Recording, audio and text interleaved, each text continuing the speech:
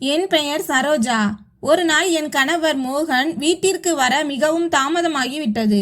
வழக்கமாக 7 மணிக்கே வருபவர் அன்று இரவு 8 மணி ஆகியும் வரவில்லை. 9 மணி அளவில் கதவு தட்டப்பட்டது. கதவை திறந்தபோது மோகன் யாரிடமும் பேசாமலும் நலம் விசாரிக்காமலும் உள்ளே வந்தார். அவர் முகம் மிகவும் கடுகடுப்பாக இருந்தது. ஏதோ பெரிய விஷயம் நடந்திருக்கிறது, அதனால்தான் அவர் இவ்வளவு கோபமாக இருக்கிறார் என்பதை நான் புரிந்து கொண்டேன். அவர் வீட்டிற்குள் வந்ததும் நேராக என் மகள் அபியின் அறைக்கு சென்றார். அங்கே அபி இல்லாததை கண்டு அவர் இன்னும் ஆத்திரமடைந்தார். என் மீது கத்த ஆரம்பித்தார். இந்த நேரத்தில் அபி எங்கே போயிருக்கிறாள் என்று உரத்த குரலில் கத்தினார். நான் அவரிடம், மோகன், என்ன ஆனது? அவள் எங்கேயாவது மொட்டை மாடியிலோ அல்லது தெருப்பக்கத்திலோ இருப்பாள். ஏன் இப்படி கத்துகிறீர்கள் என்று கேட்டேன். மோகன் பைத்தியம் பிடித்தவர் போல தெருவிலும் மாடியிலும் அவளை தேடினார். அபியை கண்டதும் அவர் கோபம் அதிகமானது. அபியின் கையை பிடித்து இழுத்து கொண்டு வீட்டின் உட்புறம் இருந்த ஒரு அறைக்கு கூட்டி சென்றார். அபி கத்திக்கொண்டே என் கையை விடுங்கள் என்றாள். ஆனால் மோகன் எதையும் கேட்கவில்லை. அவர் தனது மகளை மிக கொடுமையாக அந்த அறைக்குள் தள்ளி வெளியிலிருந்து பூட்டு போட்டார். அபியின் அலறல் சத்தம் அக்கப்பக்கத்தினர் வீடு வரை கேட்டது. எனக்கு மிகவும் அவமானமாக இருந்தது. மோகனுக்கு என்னதான் ஆனது என்று புரியாமல் நான் அவரிடம் சண்டையிட்டேன். நாம் வளர்த்த பெண்ணை ஏன் இப்படி அடிக்கிறீர்கள், ஏன் பூட்டி வைத்திருக்கிறீர்கள் என்று கேட்டேன். அதற்கு அவர், உனக்கு தெரியாத விஷயத்தில் தலையிடாதே. இனிமேல் என் அனுமதி இல்லாமல் அவள் இந்த அறையை விட்டு வெளியே வரக்கூடாது. அவளை யாரும் சந்திக்கவும் கூடாது என்று எச்சரித்தார். மோகனின் கோபத்தை பார்த்து எனக்கு பயமாக இருந்தது. அபி உண்மையிலேயே மோகனின் சொந்த மகள்தானா என்ற சந்தேகம் கூட எனக்கு வந்தது. உண்மையில் நான் அபியின் சித்தி, அதாவது 2வது தாய். அபியின் அம்மா இறந்த பிறகுதான் மோகன் என்னை திருமணம் செய்து கொண்டார். அபி எப்போதும் தன் தாயை நினைத்து அழுது கொண்டு இருப்பாள். நான் அவளிடம் அன்பு காட்ட முயன்றேன். ஆனால் அவளால் என்னுடன் அன்பாக இருக்க முடியவில்லை. அந்த அறையில் அவள் அடைக்கப்பட்டிருப்பதை பார்த்து என் மனம் பாரமானது. நான் மோகனிடம் எவ்வளவோ கெஞ்சினேன். ஆனால் அவர் என் பேச்சை கேட்கவில்லை. ஒரு நாள் நான் அபிக்கு உணவு கொடுக்க சென்றபோது அவள் என் கால்களை பிடித்து கொண்டாள். அம்மா, கடவுளுக்காக என்னை காப்பாற்றுங்கள். அப்பாவிடம் கேளுங்கள், என் தப்பு என்ன, நான் என்ன செய்தேன் என்று. என்னை ஏன் இப்படி பூட்டி வைத்துள்ளார்? நான் என் தோழிகளை கூட பார்க்க கூடாதா என்று அழுது கொண்டே கேட்டாள். தாயில்லாத பிள்ளை இந்த உலகத்தில் எவ்வளவு கஷ்டப்படுகிறது என்பதை நினைத்து என் கண்கள் கலங்கின. ஆனால் மோகனின் கோபத்தை பற்றி எனக்கு தெரியும். நான் அவளுக்கு உதவினால் அவர் என்னையும் சும்மா விட மாட்டார். நாங்கள் பேசிக் கொண்டிருந்த போது என் போன் அடித்தது. போனில் என் நாத்தனார் போன் செய்து அவன் மகனுக்கு திருமணம் நிச்சயமாகி விட்டதாகவும் அடுத்த மாதமே கல்யாணம் என்றும் சொன்னார். நாங்கள் கண்டிப்பாக வர வேண்டும் என்று அழைத்தார். இந்த திருமணத்திற்கு அபியை அழைத்து சென்றால் அங்கே அவளுக்கு நிம்மதி கிடைக்கும் என்று நினைத்தேன். மோகனும் உறவினர் வீட்டு விசேஷம் என்பதால் மறுக்க மாட்டார் என்று நம்பினேன். அப்போது அபியின் அறை பக்கம் பார்த்தபோது அவள் அங்கே இல்லை. பதற்றத்துடன் அறைக்குள் சென்று பார்த்தால் அவள் தரையில் குப்பர விழுந்து அழுது கொண்டிருந்தாள். அவள் கையில் ஒரு துண்டு சீட்டு இருந்தது. அவளை தேற்றி மீண்டும் அறைக்குள் விட்டு பூட்டினேன். இரவு மோகன் வந்ததும் அபியை பற்றி விசாரித்தார். நான் அவர் உறவினர் திருமணத்தை பற்றி பேசினேன். அபியை திருமணத்திற்கு அழைத்து செல்லாவிட்டால் மக்கள் தவறாக பேசுவார்கள், நமக்கு தான் அவமானம் என்று கூறினேன். அதற்கு அவர், சரி, அழைத்து செல். ஆனால் அவள் அங்கிருந்து தப்பித்து விடக்கூடாது. அப்படி ஏதும் நடந்தால் உன்னை சும்மா விட மாட்டேன் என்று மிரட்டினார். மோகன் ஏன் அபியை இவ்வளவு கடுமையாக நடத்துகிறார் என்று எனக்கு இன்னும் புரியவில்லை.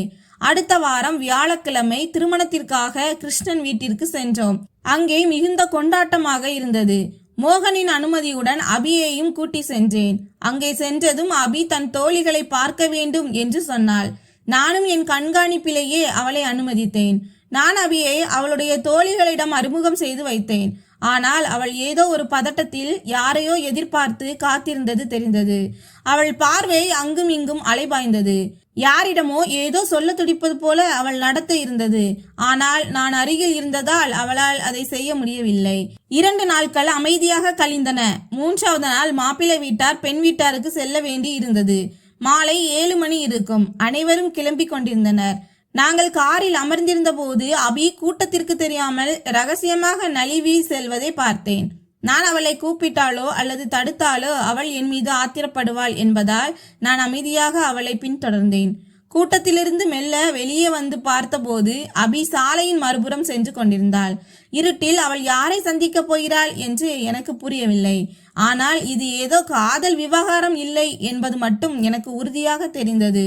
அவள் பயத்தில் இருந்ததை கண்டு யாரோ அவளை மிரட்டுகிறார்கள் அல்லது அவள் ஏதோ பெரிய உண்மையை மறைக்கிறாள் என்று எனக்கு தோன்றியது. அவள் இடதும் வலதும் பார்த்து கொண்டே ஒரு போன் பூத்திற்கு சென்றாள். யாருக்கோ போன் செய்துவிட்டு வெளியே வந்து காத்திருந்தாள். 5 நிமிடங்கள் கூட ஆகியிருக்காது. ஒரு பெரிய கருப்பு நிற கார் அவள் முன்னால் வந்து நின்றது. அபி எந்த தயக்கமும் இல்லாமல் அந்த காரில் ஏறி கொண்டாள். அப்போதுதான் நான் எவ்வளவு பெரிய தவறு செய்துவிட்டேன் என்று உணர்ந்தேன். நான் காரின் பின்னால் கத்திக்கொண்டு ஓடினேன். ஆனால் அவள் கவனிக்கவில்லை. இப்போது எனக்கு பெரிய சிக்கல் காத்திருந்தது. மோகனின் கோபத்திற்கு நான் ஆளாக நேரிடும். அதோடு இந்த ஊரில் அபிக்கு ஏதேனும் ஆபத்து நேர்ந்தால் என்ன செய்வது? தற்செயலாக அந்த பக்கமாக ஒரு டாக்ஸி வந்தது. அதை நிறுத்தி அந்த காரை பின்தொடர சொன்னேன். அந்த கார் சென்று கொண்டே இருந்தது. கடைசியில் அது கண்ணியமான மக்கள் வசிக்கும் இடத்தை தாண்டி மிகவும் மோசமான ஒரு பகுதிக்கு சென்றது. என் மகள் அபி ஏன் இவ்வளவு இருட்டான, பெயர் சொல்லக்கூட அஞ்சும் ஒரு இடத்திற்கு வருகிறாள் என்று நான் அதிர்ச்சி அடைந்தேன். டாக்ஸி டிரைவருக்கு அந்த இடம் என்னவென்று புரிந்துவிட்டது. சுற்றிலும் இசை சத்தமும் குடிகாரர்களின் நடமாட்டமும் அலங்கரிக்கப்பட்ட பெண்களின் கூட்டமுமாக அது ஒரு விலை சொல்லும் பெண்கள் வசிக்கும் பகுதியாக இருந்தது. அந்த இடத்தை பார்த்தாலே அது எத்தகைய பகுதி என்று தெளிவாக தெரிந்தது. டாக்ஸி டிரைவர் ஏதோ சொல்ல முயன்றார். ஆனால் கார் ஒரு அழகான பங்களா முன்னால் சென்று நின்றது. அது ஒரு ஆடம்பரமான வீடு. வாசலில் 2 பாதுகாப்பு காவலர்கள் நின்றிருந்தனர். அங்கிருந்த சூழல் மிகவும் விசித்திரமாக இருந்தது. நான் டாக்ஸி டிரைவரிடம் சிறிது தள்ளி என்னை இறக்கிவிட சொன்னேன். அவர் என்னிடம், அக்கா, இந்த பகுதி உங்களுக்கு பாதுகாப்பானது இல்லை. நீங்கள் ஒரு நல்ல குடும்பத்து பெண் போல தெரிகிறீர்கள். தயவு செய்து உள்ளே செல்லாதீர்கள். உங்களுக்கு ஆபத்து நேரலாம். நீங்கள் அந்த பெண்ணை தேடியோ அல்லது அந்த ஆணை தேடியோ வந்திருக்கலாம். அவர்கள் வெளியே வரும் வரை காத்திருந்து பேசுங்கள். உள்ளே செல்வது சரியல்ல என்றார். அவர் சொன்னது சரிதான் என்று எனக்கு தோன்றியது. நான் அந்த சூழலுக்கு பழகாதவள் என்பதால் வெளியிலேயே காத்திருந்தேன். ஆனால் அந்த பாதுகாவலர்கள் எங்களை கவனித்துவிட்டு காரின் அருகில் வந்து எங்களை அங்கிருந்து கிளம்ப சொன்னார்கள். பாதுகாவலர்களிடமிருந்து தப்பிக்க டிரைவர் யாரோ ஒரு பெண்ணின் பெயரை சொல்லி அவருக்காக காத்திருப்பதாக போய் சொன்னார்.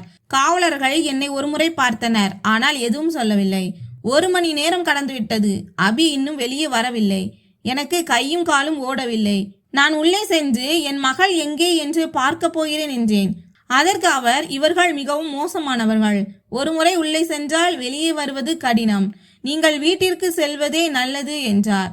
அவருடைய ஆலோசனையை கேட்டு நான் அங்கிருந்து வீடு திரும்பினேன். ஆனால் என் நிம்மதி தொலைந்து விட்டது. மோகனிடம் என்ன சொல்வது என்று தெரியவில்லை. நான் என் தோழியிடம் இந்த ரகசியத்தை சொல்லி அழுதேன்.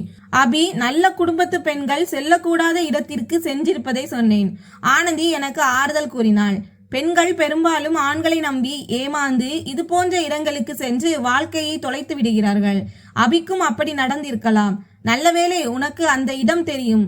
நாம் போலீஸ் உதவியுடன் அங்கு சென்று அவளை மீட்கலாம் என்றாள். ஆனால் அபி யாரையும் காதலிக்கவில்லை என்பது எனக்கு தெரியும். அவளுக்கும் மோகனுக்கும் இடையே ஏதோ ஒரு மர்மம் இருந்தது.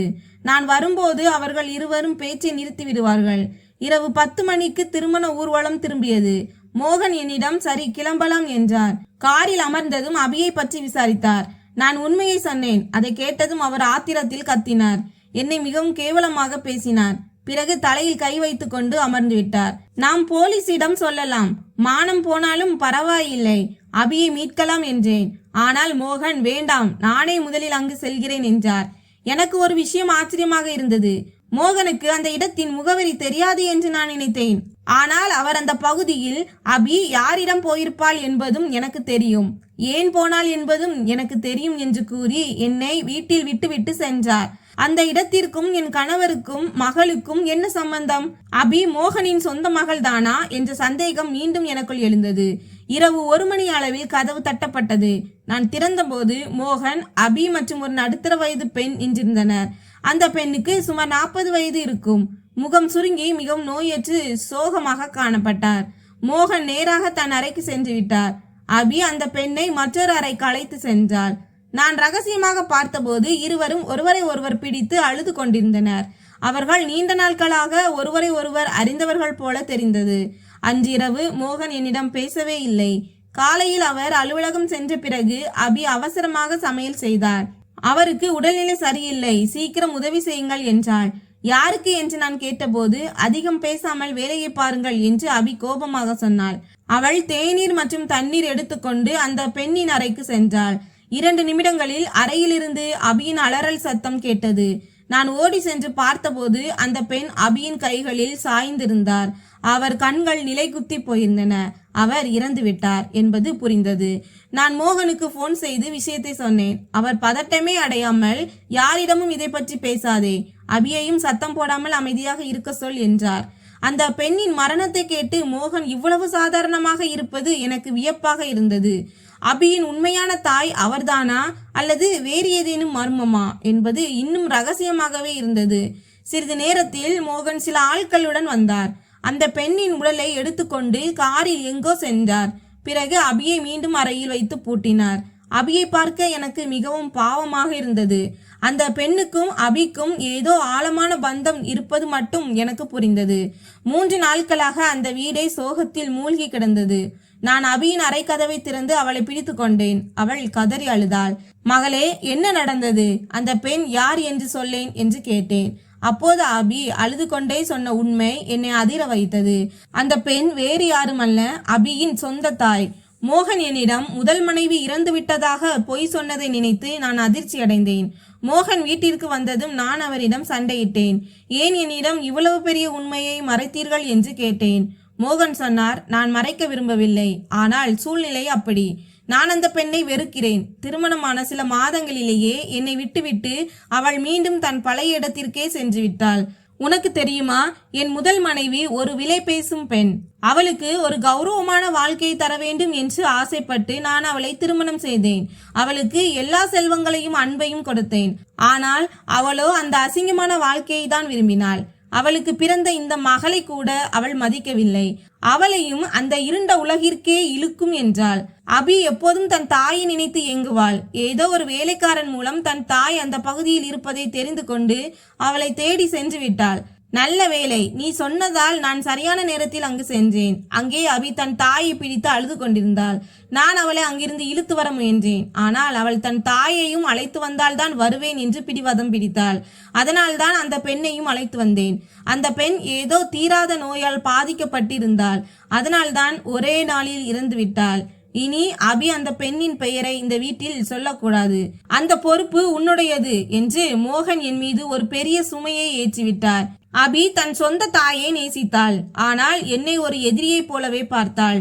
இன்று வரை நான் அவளுடைய இதயத்தில் இடம் பிடிக்க போராடி கொண்டுதான் இருக்கிறேன். அவளுக்காக நான் எப்போதும் இறைவனிடம் வேண்டுகிறேன்.